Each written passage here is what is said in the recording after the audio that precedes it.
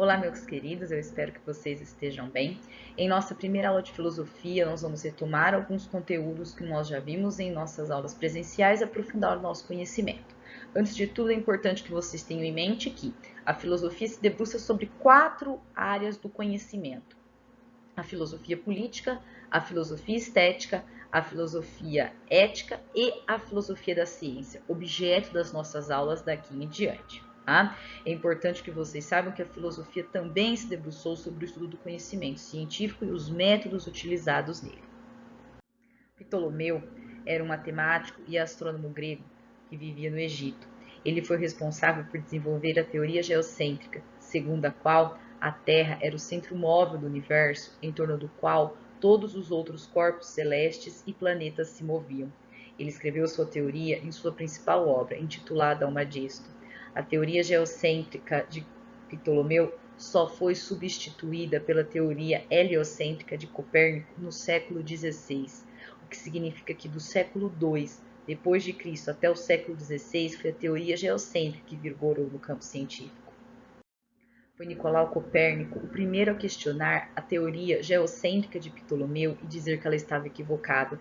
Em sua obra Da Revolução dos Corpos Celestes, publicada em 1543, pouco tempo antes da sua morte, já que ele estava ali sendo perseguido, vigiado pela Igreja Católica, ele desenvolve a sua teoria heliocêntrica, de acordo com a qual o universo não girava em torno da Terra, mas a Terra e os demais planetas é que giravam em torno do Sol. Como vocês bem podem imaginar, tirar a Terra do centro do universo foi considerado uma heresia pela Igreja Católica. E mesmo após a morte do Copérnico, seu livro foi colocado na lista dos livros proibidos da Igreja Católica, a famosa ou famoso Índex. O filósofo Giordano Bruno, influenciado pelas ideias de Copérnico, desenvolveu a tese de que o universo era infinito e poderia abrigar infinitos planetas. Em 1592, ao ser traído por um aluno, foi entregue ao Tribunal do Santo Ofício, onde foi julgado por 8 anos, até que, em 1600, foi queimado junto com seus escritos. Para se defender, Giordano Bruno disse que suas teorias eram apenas filosóficas e não religiosas. É claro que os acusadores não acataram, os argumentos de Giordano Bruno e o queimaram. Galileu Galilei não era um filósofo. Galileu era cientista, professor de matemática da Universidade de Pisa, e como tal, resolveu se valer do estudo matemático para avaliar e estudar a natureza. O astrônomo italiano utilizou o método indutivo de investigação científica para tentar compreender os fenômenos da natureza. Este se amparava em 3 etapas: a observação dos fenômenos, a experimentação desses fenômenos e a verificação, ou seja, a regularidade com que eles aconteciam. O método indutivo de investigação, moçada, é aquele que se pauta principalmente na observação, certo?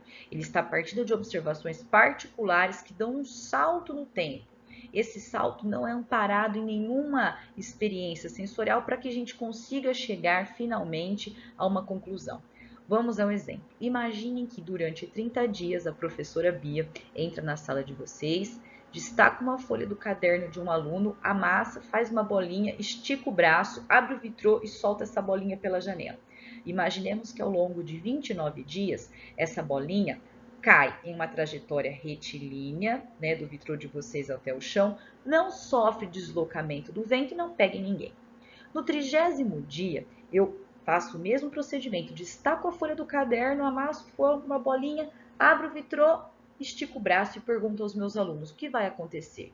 Vocês me dirão: Bia, a bolinha vai cair numa trajetória retilínea, não vai sofrer deslocamento do espaço do tempo e não vai pegar ninguém. Eu vou dizer a vocês: me provem. Vocês vão dizer: Bia, não há como provar aquilo que ainda não vimos acontecer, ou seja, não houve experiência sensível. Mas vocês viram 29 vezes as coisas acontecerem assim. Provem que na 30ª ela acontecerá.